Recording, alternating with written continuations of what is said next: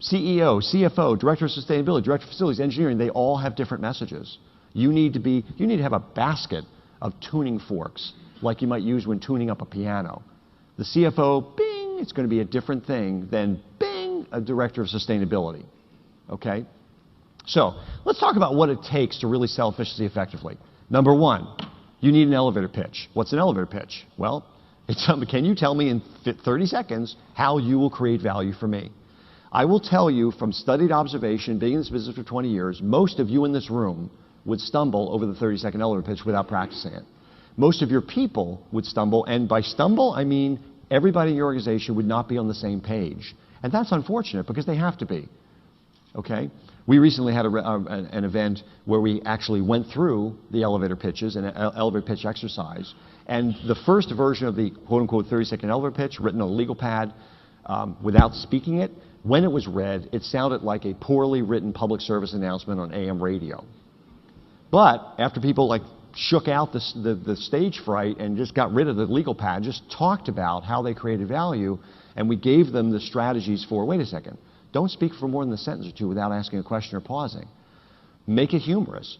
Don't bother with your last name. They won't remember it after the first sentence anyway. Use your first name. And quickly get to the point, you tell their story, not your story. And then you quickly ask them a question to make sure that the elevator pitch you pulled out of your quiver is the right arrow. Ideally, if you're a sales superstar, a ninja as I call them, you're going to have a quiver full of arrows that you could use at a cocktail party or a networking event, that you'll have one for the chief budget officer, you'll have one for the sustainability director, you'll have the one for the social activist, you'll have one for a company you want to partner and collaborate with. So it's not just one elevator pitch. That's the elevator pitch. Remember, if you treat the whole world like an elevator, boy, you're going to be golden. Now, a couple of main rules about elevator pitches. Don't confuse your prospects. The fastest way to confuse your prospect is to limit your discussions to acronyms, right? This goes for when you write your reports, by the way, okay? Also, understand what your customer gains. If he's agriculture or dairy barn, boom, you're talking about milk production. If he's an office worker, fire, financial insurance, real estate, FIRE setting, you're talking about productivity. If he's, fill in the blank, okay? Your pitch should be tailored to the audience and should connect the dots. You're hitting them for the 20-minute pitch, a 30-minute pitch at a meeting. They haven't thought about your product or service. They haven't spent a lifetime mapping your benefits and features and values into their benefits, features, and values. You need to connect the dots for them, or else it'll be an unnecessarily long sales cycle and an unnecessarily low closing ratio. You have to make the pitch easy to understand and repeat. Why? Well, understand is obvious. If they don't understand it, they don't get it. But repeat is key, because most of these decisions are not made by one person. And they need to be able to repeat your pitch if they are to serve as an effective internal champion to drive your initiative through the organization. Use words that create visual images. When we talk about efficiency sales professionals, we call them ninjas. Why? We could call them gurus, but nobody knows what a guru looks like. And if they do think of a guru, there's probably a guy with a pot belly and a loincloth sitting in India somewhere and doesn't speak a lot. That's not the image of a person who gets behind enemy lines and stealthily understands the territory and antiseptically gets the job done, and maybe they don't even know they've been sold. That's a great image. Okay. You avoid acronyms and jargon. We talked about that before. If your grandma can't understand it, then many of your prospects probably can't either. Make it compelling.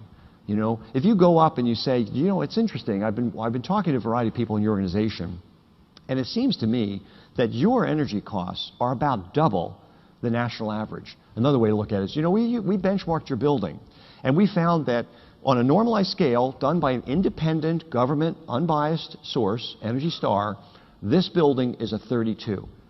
That's 18 points below national average. Whoa. Okay. Sound excited and be excited. It is absolutely contagious. So, step 2, the right proposal.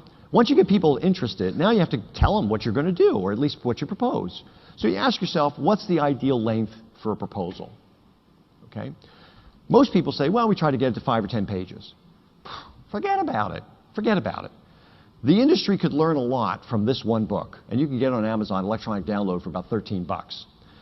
Written by an Oxford-educated San Franciscan who I've never met.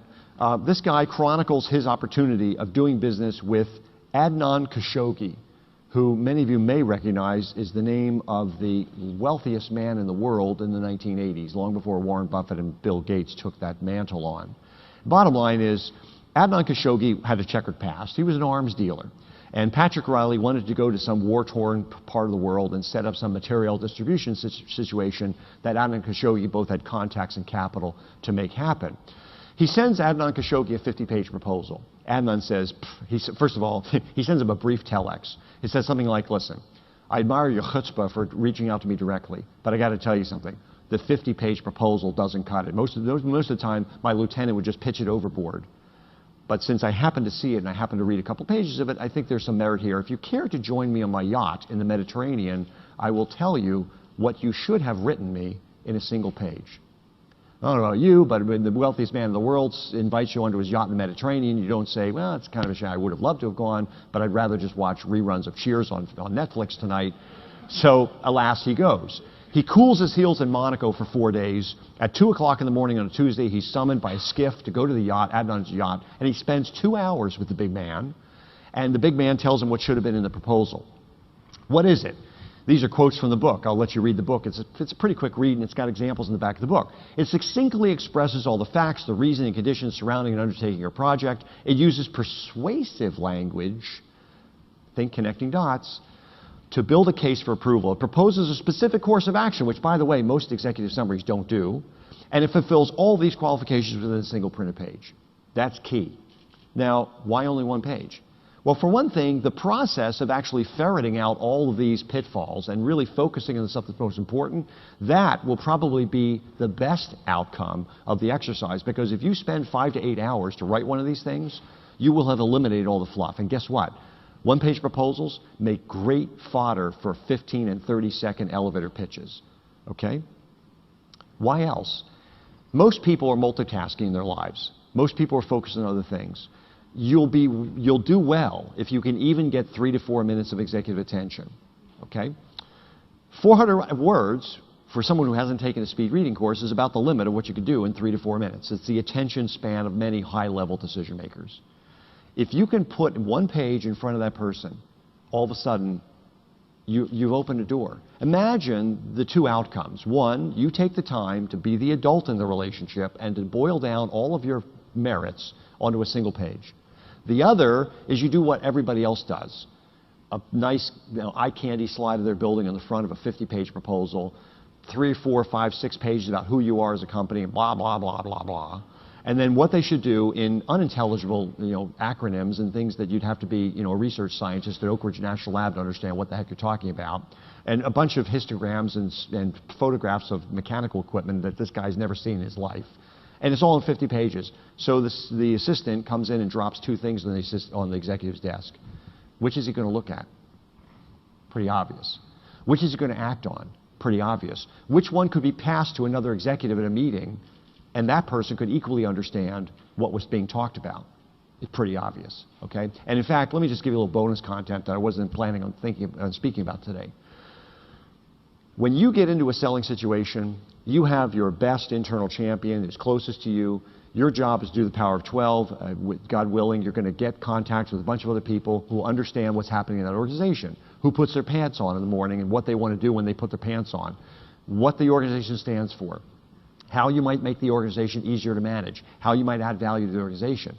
But ultimately, there is going to be a committee somewhere that is going to opine as to whether or not your proposal justifies further action. You will not be in the room when that committee meets.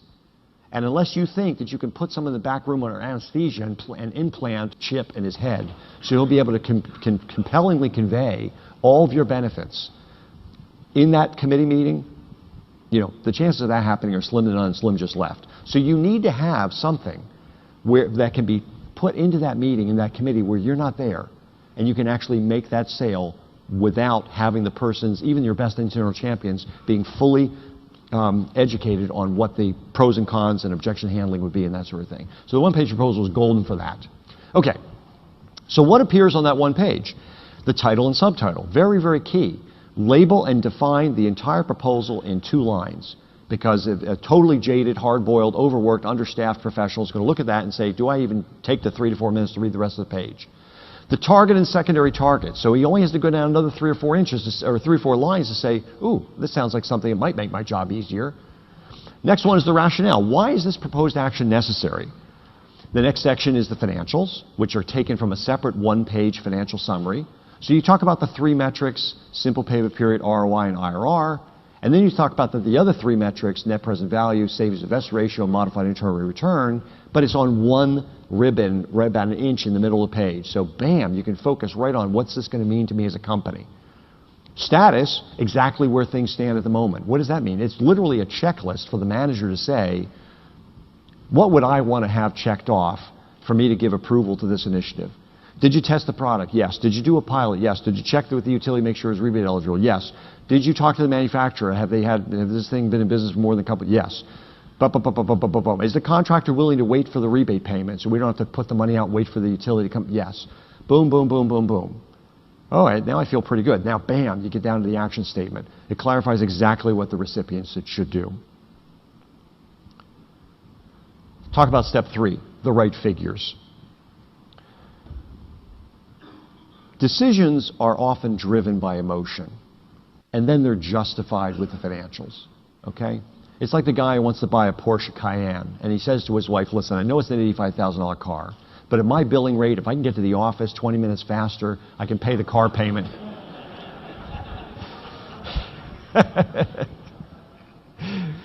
A better example of that, actually having to do with cars as well, came from one of the business directors, actually head of business sales, I believe, for Connecticut Light and Power, or maybe it's United Aluminum, one of the Connecticut utilities. And he said, you know, he's trying to convince his wife what kind of car they wanted to buy. And it was between, I'm just going to make believe it's a Kia and a Subaru, the Subaru being the more expensive. The one car payment was $180, the other car payment was $240. So the wife said, well, I really want the Subaru. He said, being no stranger to professional selling techniques, honey, would you rather have the Kia with a jet ski or a Subaru? And she knew that she wanted to play on the lake with her kids with the jet ski. So, you know, I mean, look, you have the choice. Most people have a problem visualizing finance. They really have a problem visualizing high dollar intangibles like energy efficiency. But if you put it in those kinds of contexts, now all of a sudden you're making the decision easier. And among the many things that we teach in the EEO program is how to actually harness the emotion and then justify it with the financials. But remember, harnessing the emotion is really, really important first. People don't make decisions with their wallet. They make decisions with their heart, their gut instinct, the why, the limbic brain, sometimes called the reptilian brain. They make the decision and then they justify it. They start with the why and then they go to the how and the what. And of course, among the how and the what are how much is it going to cost and how we're going to afford it. But if you don't get the why, you're out of the game. Okay, so you need the right metrics when you do this financial analysis, and you need a presentation format that facilitates confident decision making. What does that mean? You can't have a front end that says, here are your inputs, and then, whoa, a lot of arm waving, and bam, here's the answer. A CFO will say, well, I like that, but I'm going to have to put my own spreadsheet together to find out exactly the timing of these cash flows, and what happens if you're wrong? What happens if your savings are 20% lower than you expect? What happens if you had an unrealized existing condition that you don't have enough contingency for? Blah, blah, blah, blah, okay? So having the right metrics is part of it. Having a presentation format that facilitates confident decision making is the other part.